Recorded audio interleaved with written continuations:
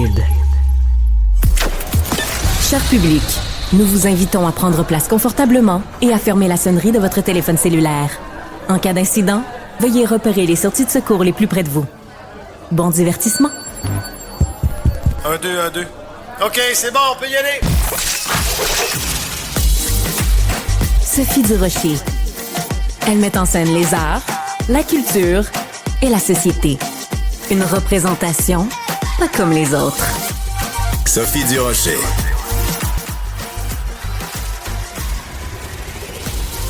Hey, 2 secondes plus tôt, est-ce que tu me parles? Qu'est-ce qu'il me dit?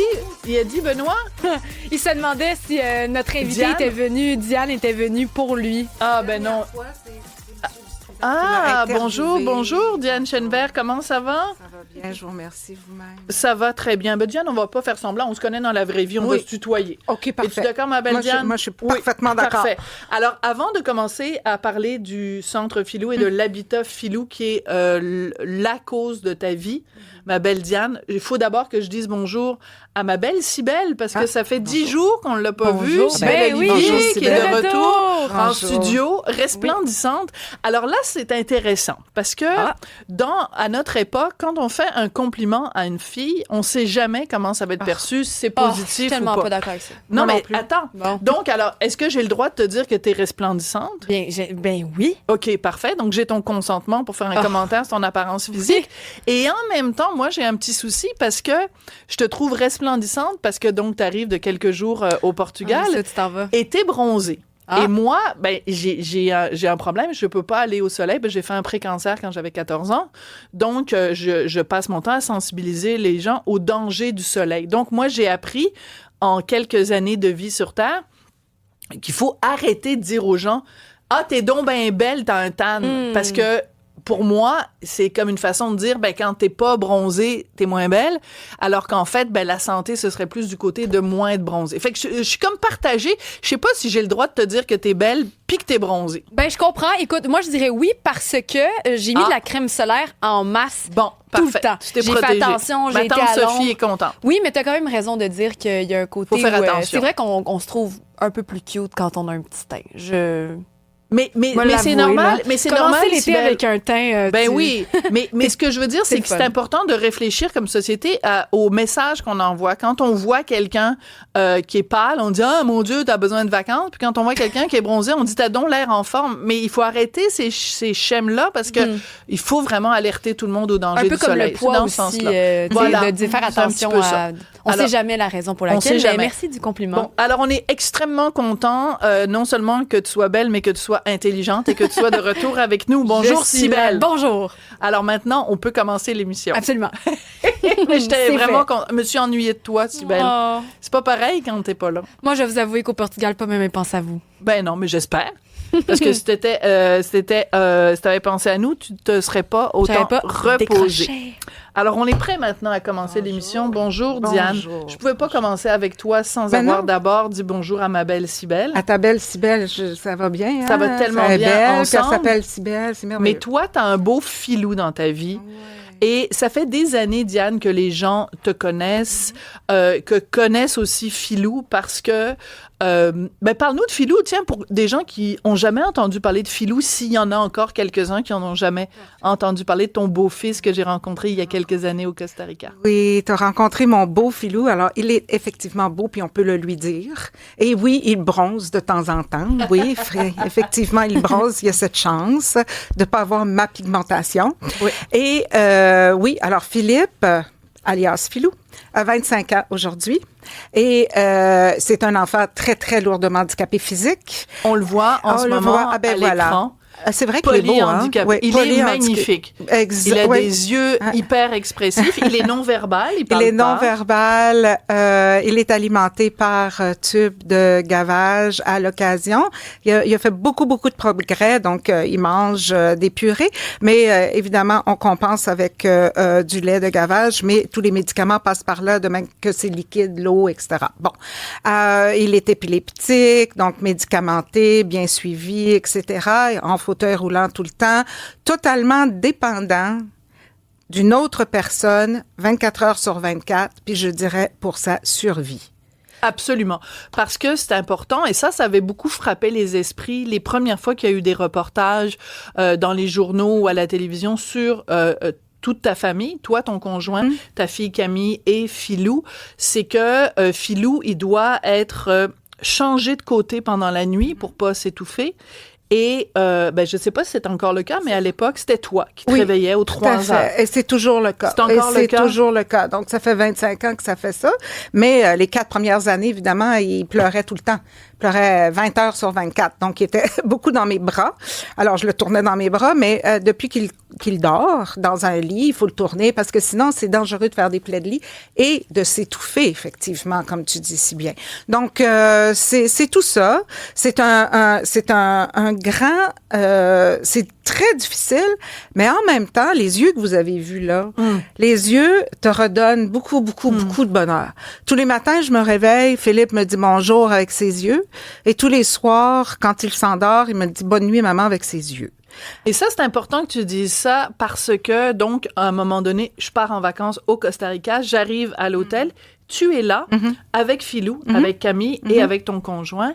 Et donc, j'ai passé quelques jours et Philou, qui est non-verbal, communique, il rit, il respire le bonheur. Et mon fils, qui était très jeune à l'époque, a créé instantanément un lien avec Philou. C'est fou! Sa capacité de communiquer sans communiquer, moi, ça m'a bouleversée. On a beaucoup de manières de communiquer. Hein? Regarde, là, juste à se regarder, juste à regarder Cybèle. Ici, on arrive à communiquer par d'autres moyens. Ces jeunes-là, sont non-verbaux, mais mon Dieu, les oreilles, aussitôt qu'on dit quelque chose, ils partent en extension de bonheur, ils regardent, ils sont capables de... Philippe, par exemple, il va regarder les nouvelles. Pourquoi il va regarder les nouvelles? Parce qu'il y a des personnes. Et il y a il y a des expressions. Les bonhommes, Philippe, ça veut rien lui dire. Ça veut absolument rien lui dire. C'est des dessins qui bougent. C'est des dessins qui bougent, puis des couleurs qui bougent. Ouais, lui, il aime les visages, il aime les intonations de voix, etc. Puis la même chose pour la musique. On met Ave Maria, il se met à pleurer. T'es pas sérieux? Ah oui, absolument. Mais du Elton John, par exemple, c'est perfect. Mais pas Funeral for a Friend, là, de Elton John. Non, là. Il a ses préférences. Alors, la raison pour laquelle on parle de Philou aujourd'hui, Diane, c'est que les gens sont habitués depuis plusieurs années. Il y a un centre de répit, le centre Philou. Mais là, depuis vendredi dernier, il y a l'habitat Philou. Et moi, ça me touche énormément. Puis je sais que toi, je le vois dans tes yeux que ça te touche aussi. C'est quoi l'habitat Philou? Alors, l'habitat Philou, en fait, c'est l'aboutissement après 20 ans d'avoir créé le centre Philou pour les petits, ensuite les enfants de 6-12 ans, après ça 18 ans. Ensuite, on a créé une école pour les post-21 ans. Pourquoi? Parce que l'école se termine à 21 ans, de même que tous les services, ça change, hein, les services sociaux, les services médicaux, etc. Donc, les parents sont un petit peu laissés à eux-mêmes. Un peu beaucoup, Diane. Un peu beaucoup, oui. Laissés à eux-mêmes après 21 ans. Et on a aussi ouvert une petite garderie pour donner un boost, hein, parce qu'on sait que le cerveau, dans les 5 premières années, c'est extrêmement important. Il se développe énormément, plus que dans le reste de la vie. Donc, on donne un boost 0,5 ans. Mais là, ce qui arrivait, c'est qu'après l'école, 21 ans et plus, là, les parents, là, on est rendus vraiment fatigués. Alors, on a tout fait ça. Les parents de tous les enfants polyhandicapés sont vraiment fatigués. Et donc, là, il était tout naturel que nous ouvrions un centre. En fait, c'est l'habitat Philou. Pourquoi habitat? C'est parce que c'est leur habitation. C'est leur location. Ils sont avec des colocs. Ils sont avec des amis et ils participent à la vie sociale du quartier dans lequel ils se trouvent. Alors, ce qui est magnifique, c'est qu'on va voir des photos, d'ailleurs, de l'habitat. C'est tellement émouvant, Diane. Parce que ça fait 20 ans que tu es dans les médias, ça fait 20 ans qu'on t'entend, qu'on entend tes témoignages. Et ça, j'ai l'impression que c'est l'aboutissement de tout ça. Écoute, c'est lumineux, c'est plein de fenêtres. Là, on voit une salle qui est remplie de bois. C'est absolument magnifique. Et c'est près des îles de la Visitation. Oui. Donc, j'imagine aussi que les personnes polyhandicapées qui habitent là peuvent sortir accompagnées, évidemment, et profiter de la nature. regarde comme c'est beau, comme c'est ouvert sur la nature. On est direct bel dedans. endroit. On est direct dans le parc. C'est incroyable. Notre cour arrière, c'est le parc de la Visitation. C'est absolument extraordinaire. Il y a de la place pour combien de personnes? Alors, il y a de la place pour 12 personnes. Et bien entendu, c'est pas assez. Ben non. On s'entend là que c'est pas assez, mais il faut commencer quelque part. Parce qu'il y a des chiffres que tu m'as envoyés qui disent qu'il y a 3000 personnes qui sont polyhandicapées au Québec. Mais c'est une évaluation parce qu'on n'a pas de chiffres précis. Comment ça se fait qu'on n'a pas de chiffres précis? Ah ben ça, il faut demander aux gens qui s'occupent des statistiques au Québec, là, mais il n'y a pas de chiffres de polyhandicap.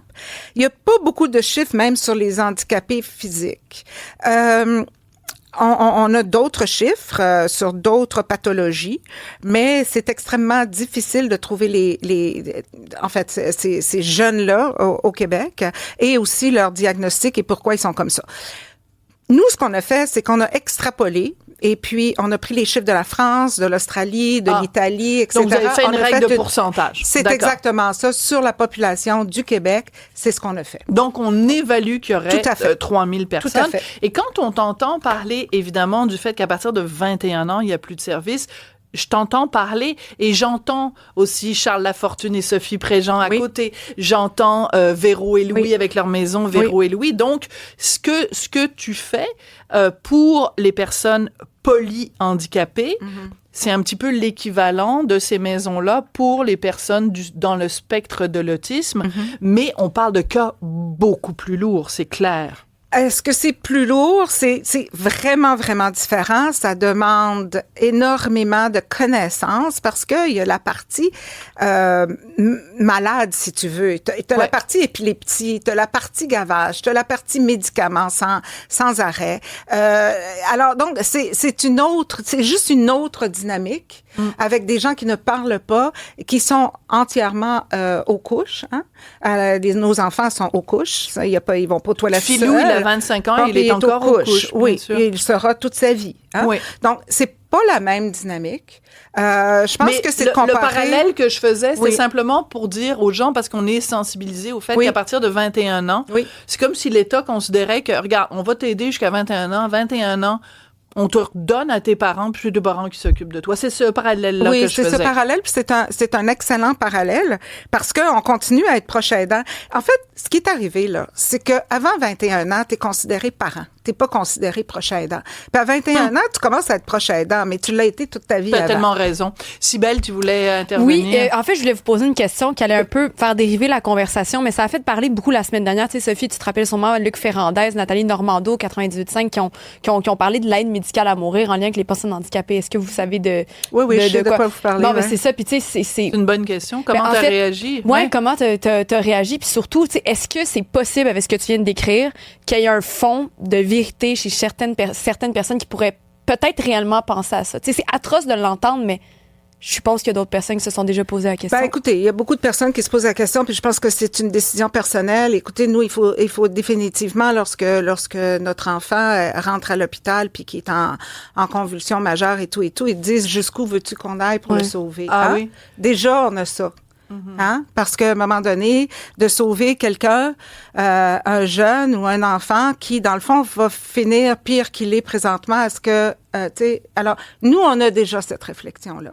On est obligé d'avoir cette réflexion-là. Et la réponse de toi et ton conjoint, c'est quoi? La réponse de moi. Jusqu'où vous êtes prêt à aller? Ah, ben, moi, c'est sûr que tu vas pas le réanimer pour qu'il soit pire. Non, absolument pas. D'accord. Donc, il faut prendre ces réflexions-là. Et tous les parents d'enfants polyhandicapés doivent prendre ces réflexions-là. Et les médecins nous aident, les psychologues nous aident, etc. Parce que finalement, c'est difficile pour eux, oui. Est-ce que de là à l'aide médicale à mourir, écoutez, moi je le sais pas, mais je vais vous ramener à une ancienne discussion du temps de Robert Latimer. Oui. OK, je vous ramène à ça. Et je vous ramène... Est-ce que Cybèle se souvient? Non, alors Robert Latimer, c'est un papa en Colombie-Britannique. En Alberta, oui. qui avait mis fin au jour de sa fille très, très, très lourdement handicapée. Elle était polie. Puis il s'est retrouvé en prison. Il s'est retrouvé en prison. Donc, et il y en a beaucoup qui ont dit à ce moment-là, il y a eu pendant 1 an de temps, mon Dieu, beaucoup de discussions, beaucoup d'interprétations. Il y en a beaucoup qui l'ont traité en héros. Et il y en a beaucoup qui ont dit, il faut qu'ils soient en prison. C'est un sujet extrêmement difficile. Alors, ça fait pas d'hier ou de la semaine dernière qu'on parle de ça. Tu as raison. Ouais, mais la question était extrêmement pertinente, Cybèle, délicate, mais extrêmement pertinente. Félicitations pour tout le travail que tu fais depuis toutes ces années. Merci. Parce qu'on le sent, tu te bats évidemment pour Philou, mais pas que. Et aller chercher du financement privé, aller convaincre les gens, c'est un travail de moine. Alors, merci à toi, ton conjoint, merci à Camille, merci à Philou qui est tellement inspirant. C'est mon mentor silencieux, hein, tu le sais, oui. hein, je te l'ai déjà dit, c'est mon mentor silencieux. Il te donne des ailes. Oui. As-tu dormi un petit peu cette nuit? Cette nuit? Oui. On dort toujours in between, comme on dit.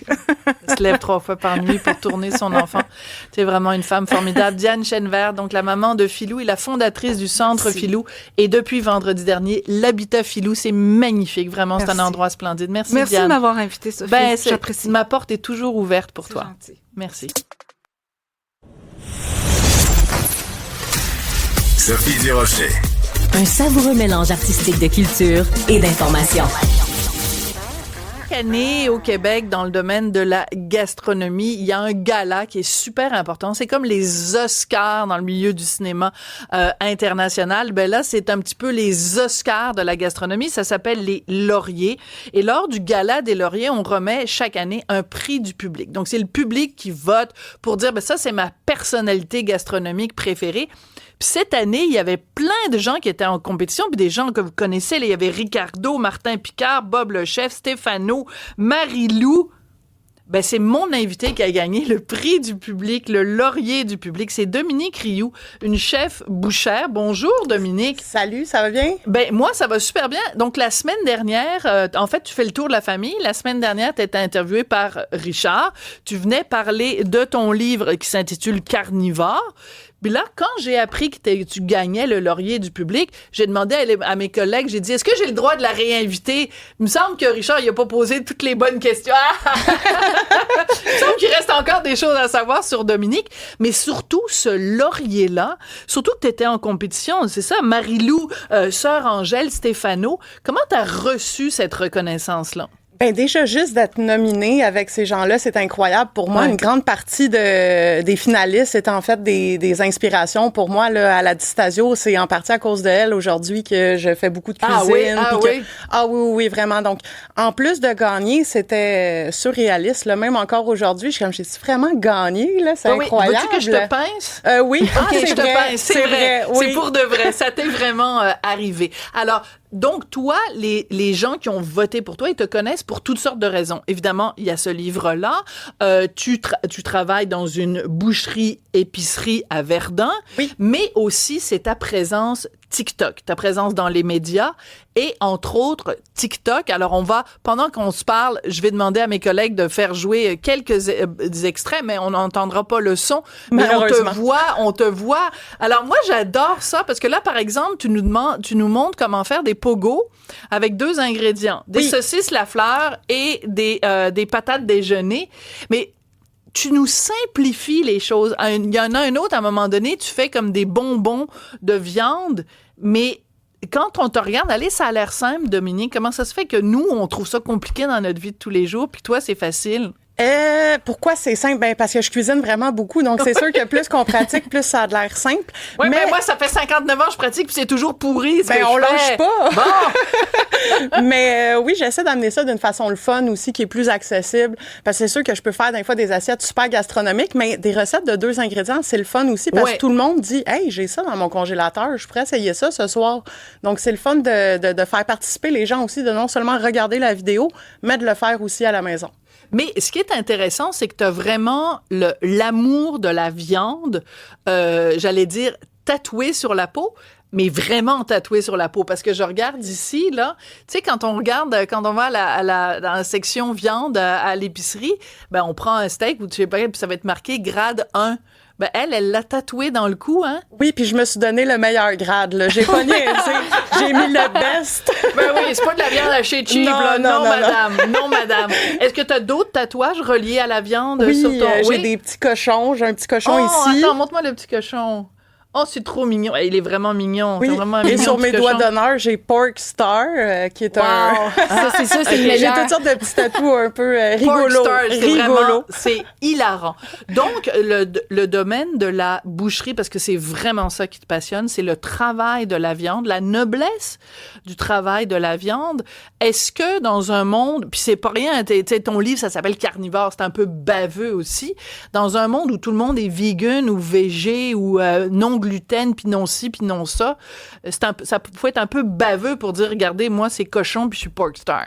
Oui, non, c'est sûr T'as que... un petit côté baveux? Un petit côté un petit peu arrogante, oui. Ouais. En fait, c'est peut-être plus un côté assumé. Tu sais, moi, j'aime ça, la viande, je m'en cache pas. Si on n'en mange pas, c'est correct aussi, mais je suis fière d'en parler et de la travailler aussi, là. Est-ce que t'as des amis vegan? Oui, j'ai des amis vegans. Tu leur parles quand même? Ben oui. On va pas se séparer pour des affaires comme mais ça. quand là. tu viens de manger chez toi, mettons, Ouais. puis que tu t'installes à l'extérieur ou quand à ton chalet à 3 pistoles, puis que tu mets un gros, je sais pas moi, un gigot d'agneau, un méchoui ou je sais pas quoi, est-ce qu'ils ont envie de vomir? Est-ce que tu es obligé de les réanimer puis de leur faire... Non, Non. en général, ça va bien. Puis en général, quand je reçois mes amis véganes ou qui ont des restrictions alimentaires, j'essaie de les accommoder puis de faire quelque chose plus pour eux, pour la visite. Mais non, à date, j'ai pas eu de mes proches, là, ça les dérange pas. Ils sont très au courant là, que j'aime bien la viande. Ouais, ils sont mieux en tout cas d'être au courant. Mais oui, si J'allais dire parce que je lisais justement un article sur vous et il y a un moment, je sais pas si vous ont paraphrasé, mais comme quoi il expliquait que les personnes tu sais plus âgées que moi, par exemple, quand ils pensent à la viande rouge, ils vont chercher quelque chose de plus maigre, des coupes un petit peu plus, je sais pas, classiques, je sais pas si on peut le dire comme ça, mais plus maigre en tout cas, et que nous les jeunes, on a cet intérêt-là pour nous les les viandes. jeunes, elle me regarde en disant ça. Je te regarde, oui là. Ça passe 10 jours au Portugal puis ça dit nous les jeunes. Non, mais tu sais, moi, j'adore les viandes persillées. Je vois des vidéos, puis ça me donne envie de les manger, donc des viandes bien grasses. Est-ce que c'est vrai que les jeunes et les Il y a vraiment plus une vieux... différence de génération. Puis j'ai dit ça dernièrement dans une entrevue, puis c'est vrai, on peut vraiment le constater que les gens sont plus au courant, peut-être les générations plus récentes là, sont plus au courant de c'est quoi la qualité de la viande, qu'est-ce qui fait que sa qualité, parce que les grades de viande, c'est lié au persillage de la viande. Alors que les gens un peu plus âgés, là, à partir de 40 ans, eux, ils vont vraiment rechercher des morceaux maigres, rouges. Eux, s'il y a du cholestérol. gras, on essaie de les enfiroiper, là.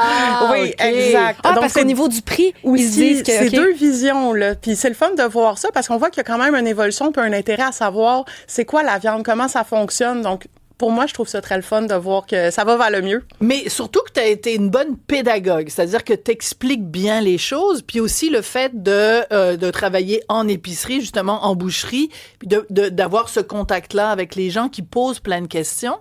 Et dans une autre entrevue à nos collègues du Soleil, tu racontais que des fois, les gens remettent en question ta crédibilité parce qu'ils disent hey, une femme bouchère, elle doit être là juste parce qu'elle est réceptionniste, elle. Ça doit être agaçant quand même de... Puis là, tu reçois le prix du public Laurier, donc c'est une reconnaissance, mais quand même, des fois, les gens ne te prennent pas au sérieux parce que t'es une fille. Oui, puis ça, on va jamais s'habituer. On va jamais s'habituer à ça. Ça fait 11 ans, puis encore, il y a des journées que ça passe, tu as une bonne confiance, ça va bien. Mais il y a des journées vraiment, là, t'es comme, ça va-tu finir un jour? Puis je pense pas que ça va finir un jour, malheureusement. Je pense qu'on a encore un bout de chemin à faire.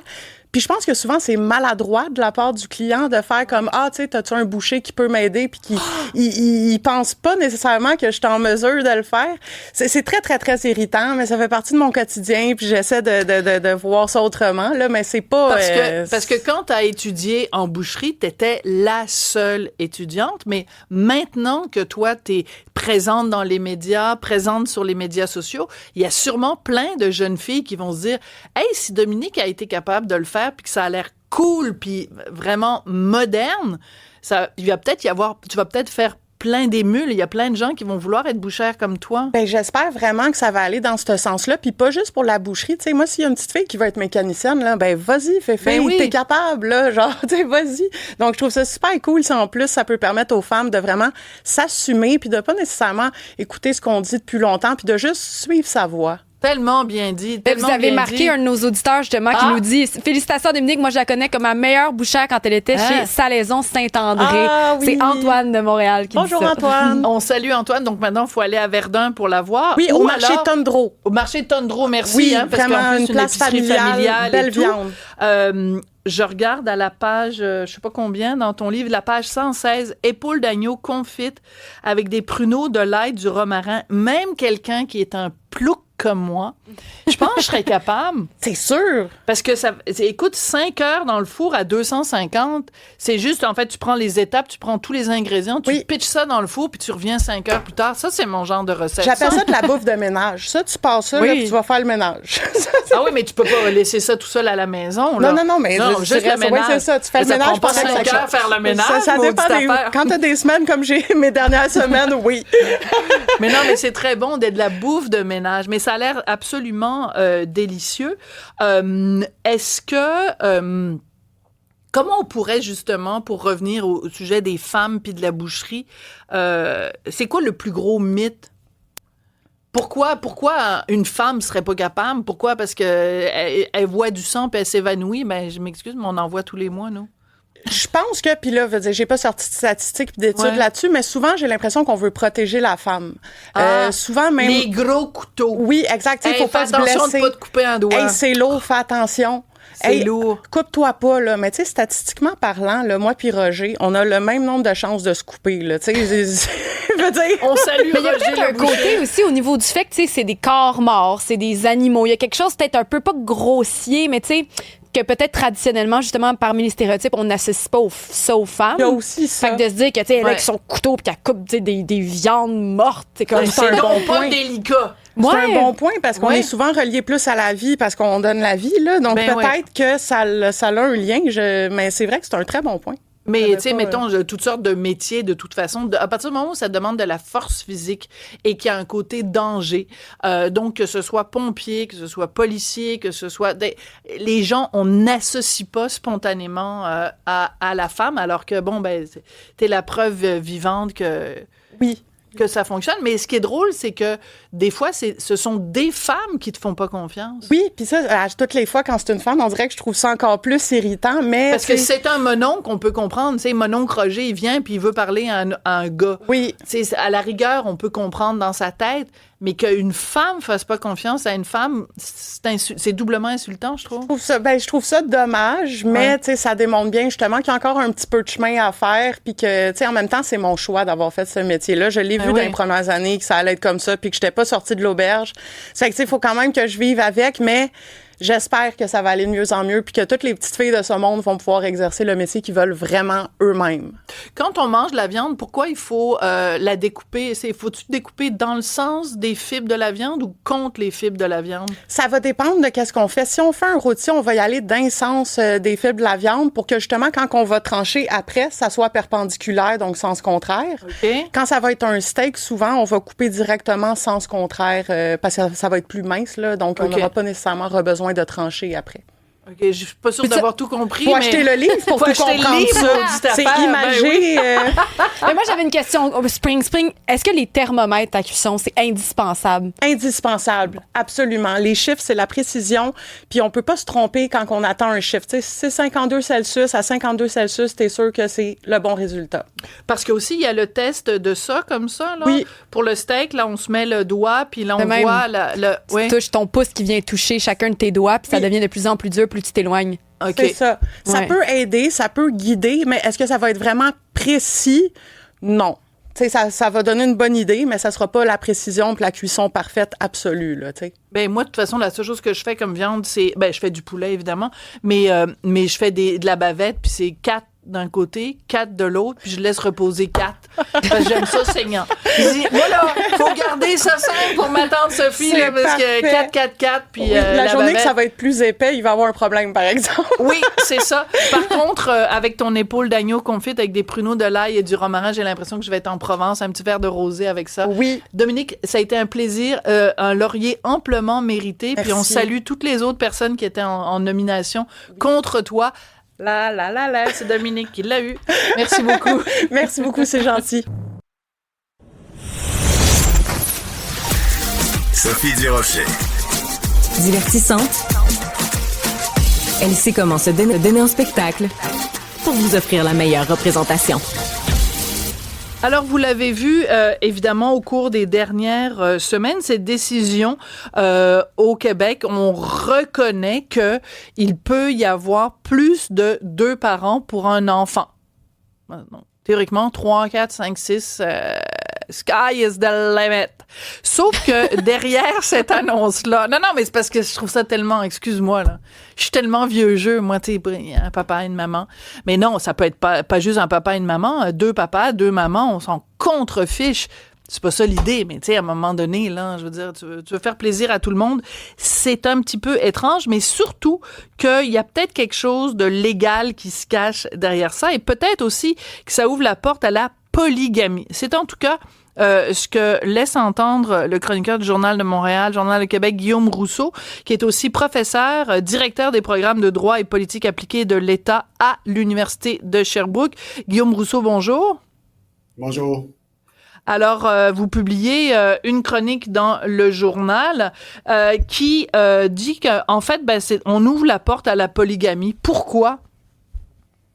Donc, parce que l'enjeu de ce jugement-là, c'est que les dispositions du Code civil qui prévoient qu'un enfant a 2 parents, bon, ça peut être 1, mais ça peut être 2, ça peut pas être 3, ces dispositions-là, donc, sont contestées et ça réussit. Donc, la contestation est accueillie par le tribunal qui nous dit que de limiter la filiation, donc le fait d'avoir des parents à 2 parents ou 1, c'est discriminatoire parce que c'est une discrimination fondée sur le statut familial.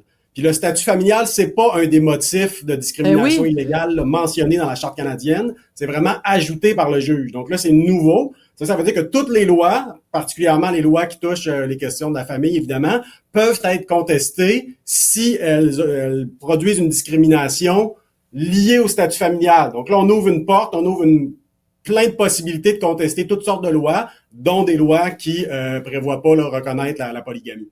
Alors, ça veut dire que des gens qui souhaiteraient que la polygamie soit légalisée, puis Normand Lester, dans une de ses chroniques, lui, parlait d'un cas d'un imam qui, pendant des années, faisait des mariages et encourageait la polygamie. Quand il s'est fait pogner, il a dit, de toute façon, poursuivez-moi parce que vous arriverez pas à me dire que c'est pas permis. Là, on vient d'y ouvrir complètement la porte grande ouverte à cet imam-là. Oui, effectivement, surtout que là, un des arguments, il y a tout un test là, pour arriver à la conclusion que c'est une discrimination, mais un des éléments, c'est qu'on dit il y a une minorité désavantagée historiquement. Donc ici, ce serait les gens qui adhèrent à un modèle familial non traditionnel, auraient été donc historiquement désavantagés. Et là, c'est une raison pour conclure qu'il y a une discrimination. Donc là, évidemment, si on ajoute à ça des arguments religieux, de minorités religieuses et tout, on peut être aussi dans une logique où on passe le test là, des tribunaux en matière de discrimination. En plus, dans la Charte canadienne, il y a une disposition qui nous dit que toute la Charte canadienne doit être interprétée de manière à valoriser le patrimoine multiculturel. Puis souvent, la polygamie, c'est lié à des minorités culturelles. Donc, il y a là aussi un argument à faire. Alors, il y a vraiment là une porte qui s'est ouverte, à mon avis. Comment se fait-il que personne n'en parle? C'est-à-dire que quand cette décision-là est arrivée, on a vu justement un couple, un trouble invité à Tout le monde en parle, puis donc tout le monde, on se fait dire, il faut s'ouvrir, c'est d'autres réalités, plusieurs parents, puis tout ça, puis il faut pas que les enfants soient discriminés à l'école parce que leurs parents ont un mode de vie qui est différent. Mais personne parlait de cet angle mort-là, de la polygamie. Pourquoi, selon vous, Guillaume, personne n'en parlait? Mais là, ça fait 2 articles coup sur coup dans le Journal de Montréal. C'est comme si les gens venaient de s'ouvrir les yeux que, oui, ça va ouvrir la porte à la polygamie. Ouais, je pense que c'est un jugement qui fait une centaine de pages, donc il fallait quand même prendre le temps de l'analyser. En tout cas, pour ma part, là, je l'aurais pas commenté sans l'avoir lu. Et bon, donc ça demandait un petit peu de temps. Ensuite, il faut comprendre que normalement, c'est 30 jours pour en appeler. Donc, pour que le gouvernement décide d'en appeler. Donc, moi, dans mon cas, je voyais le 30 jours arriver, donc je me disais, si je veux contribuer au débat, c'est peut-être le bon moment. Donc, on s'attend à ce que le procureur général du Québec, là, dans les prochains jours, soit aille en appel, donc soit attendre de faire renverser le jugement par la cour d'appel, ou encore disent, on accepte le jugement, puis là, ce que prévoit le jugement, c'est que le législateur a 1 an pour modifier le code civil, ce qui, soit dit en passant, est très, très peu. Donc vraiment, je pense que le juge connaît peu le système parlementaire, là, parce que la dernière réforme du droit de la famille, ça a pris 10 ans pour la faire. Ben oui. Donc, demander 1 an pour une révolution anthropologique, parce que c'est ça dont il s'agit, ça m'apparaît complètement mal avisé. Mais donc, c'est ça le choix que doit faire le gouvernement du Québec, plus particulièrement le procureur général. Fait que c'est pour ça que le 30 jours est intéressant et ça donnait le temps donc d'analyser le jugement. Donc, c'est probablement ça qui Absolument. explique, là, Je vais vous poser une question complètement naïve, Guillaume, et je l'assume totalement. Traitez-moi de naïve, je m'en fous. Je vais vous poser la question. Pourquoi c'est dérangeant, la polygamie? Ça dérange qui? Si un gars veut avoir 4 femmes puis que 4 femmes veulent être mariées avec ce gars-là, qui sommes-nous pour les juger? Je fais l'avocat du diable, là. Oui, je pense que l'argument, c'est que, s'il y avait une légalisation de la polygamie, évidemment, sur papier, en droit, ce serait possible pour un homme d'avoir plusieurs femmes, pour une femme d'avoir plusieurs maris, mais dans les faits, ce serait beaucoup plus des hommes qui auraient plusieurs femmes que des femmes qui auraient plusieurs maris, parce que c'est dans différents courants religieux, dans différentes sectes, c'est ce qui est prévu. Donc, il y aurait une espèce d'égalité sur papier, mais dans les faits, il pourrait en résulter des inégalités. Puis là, il y a des contextes aussi sectaires où les jeunes filles sont mariées assez jeunes, et là, dans des contextes de polygamie, puis dans des contextes où il y a sont pas nécessairement élevés dans un contexte où on favorise leur liberté de conscience, leur liberté de choix. Donc, il y aurait vraiment ce genre de problème-là. Il y a toute une partie du mouvement féministe qui s'y opposerait. Puis il y a probablement une autre partie du mouvement féministe qui serait possiblement d'accord, qui mise beaucoup plus sur l'agentivité, la liberté de choix individuelle. Une autre partie du mouvement féministe qui voit plus le patriarcat, puis les religions qui dans les faits limite la liberté de choisir, qui peut exister en théorie, mais pas toujours dans les faits. Alors, c'est comme ça que je pense que ça se présenterait. C'est-à-dire que aujourd'hui, en 2025, on ne connaît ni vous ni moi aucune religion qui dit une femme peut avoir plusieurs maris. C'est bizarre, hein? C'est toujours les gars qui ont du fun puis qui peuvent changer de femme tous les soirs. Mais nous, les femmes, il faut qu'on soit pognés avec le même mari. Mais moi, dans mon cas, mon mari est extraordinaire. Fait que ça me dérange pas d'être pogné avec Justin. Mais c'est assez de trouble en avoir un. Je suis pas obligée d'en avoir 2, puis 3, puis 4. C'est bien trop compliqué. J'ai réussi à vous faire sourire, Guillaume. Oui. Ouais, non, effectivement, nos pensées vont Richard. Je pense que si on cherchait, on trouverait peut-être des courants religieux, des sectes féministes et tout qui permettent aux femmes d'avoir plusieurs époux. On pourrait trouver dans les religions, il y a de tout. Mais effectivement, les grandes religions, puis celles que l'on connaît, qui poussent pour ça, qui pratiquent la polygamie au Canada, notamment dans l'Ouest canadien, effectivement, c'est plutôt qui favorise plutôt que ce soit les hommes qui aient plusieurs femmes que l'inverse. Puis on sait que dans le monde aussi, notamment là en Orient, il y a cette pratique-là, puis c'est plutôt des hommes qui ont plusieurs femmes que l'inverse. Alors, merci d'avoir soulevé cette question-là, ce questionnement-là, et surtout, merci de l'avoir fait avant que le 30 jours vienne à échéance. Donc, ça nous permet vraiment d'alimenter la réflexion. Guillaume Rousseau, je rappelle que vous êtes professeur, directeur des programmes de droit et de politique appliquée de l'État à l'Université de Sherbrooke. Merci. Sophie Durocher. Elle pose les projecteurs sur les acteurs de la nouvelle.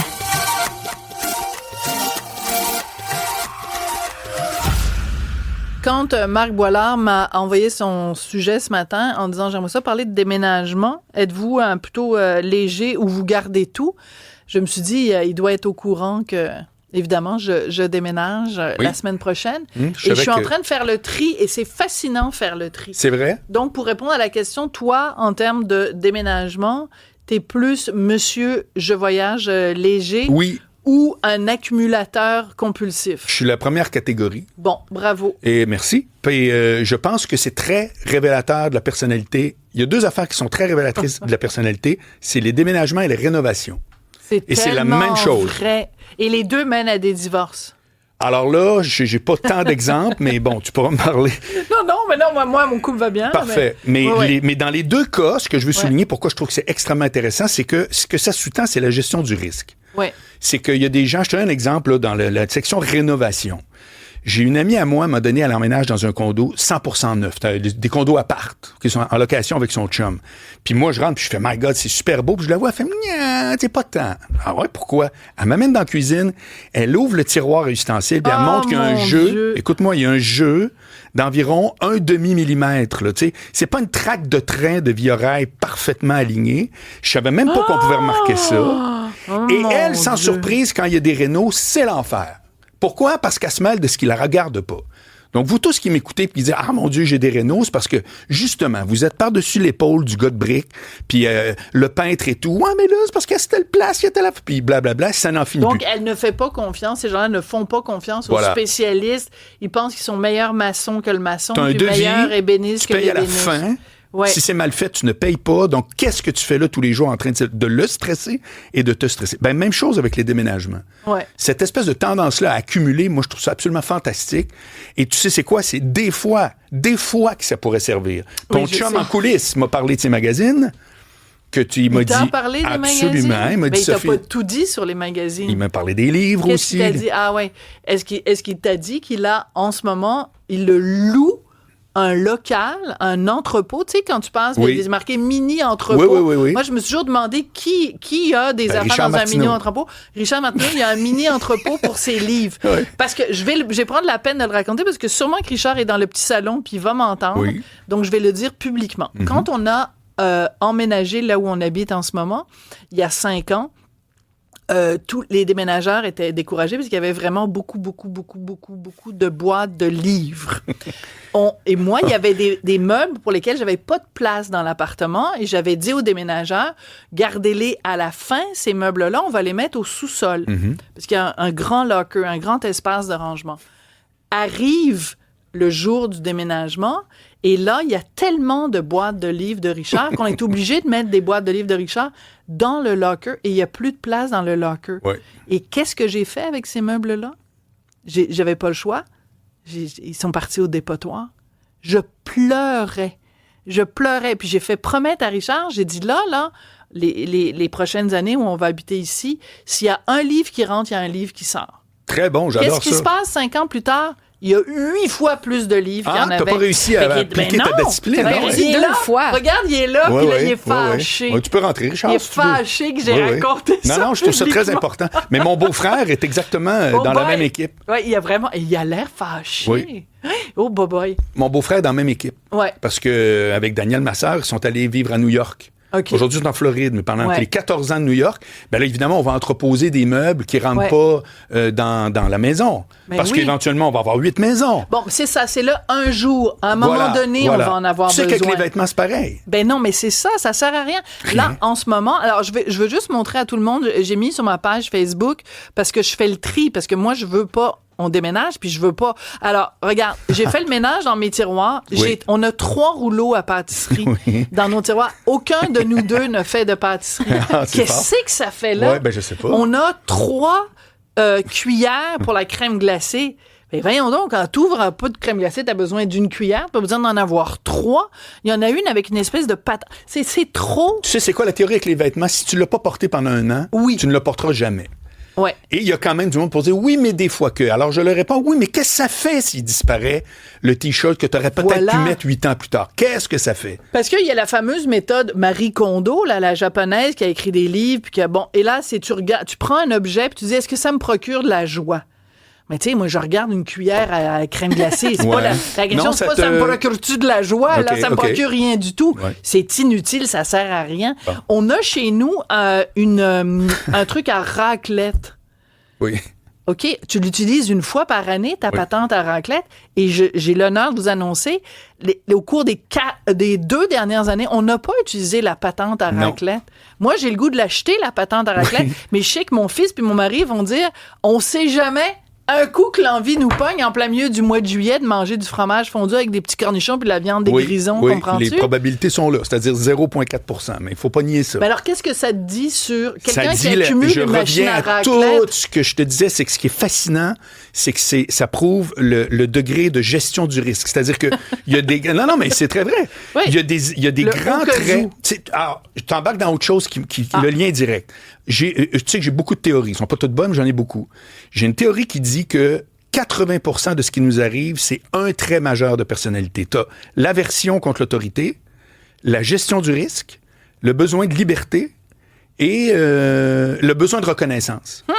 C'est un de ces 4-là qu'on a tous, à des degrés variables, mais celui qui est le plus fort définit 80% de tout ce qui nous arrive, de bien, de mal, ton rapport avec autrui, ta job, etc. Or, quand ton trait manifestement en haut, c'est la gestion du risque, ben voilà les exemples qu'on parle. C'est-à-dire que tu veux faire en sorte que ton déménagement, il y a rien qui aille mal. Écoute, ça va être lourd puis plate, puis il y a une assiette qui va casser. Et j'aurais le goût de vous dire ouin. Ça peut pas être les assiettes blanches avec le petit truc doré. Non. Moi, j'avais 4 sets de vaisselle complets pour recevoir minimum 10 personnes. J'en avais 4. 4. Mais peux-tu croire qu'il en reste... Je ne faut pas le dire trop fort, peut-être Richard écoute. Il en reste 2. Je m'en suis débarrassée de 2. Ben bravo. Mais je suis fière de moi. Parce que quand tu j'ai diminué de 50%. Voilà. Ça veut dire que toi, probablement que...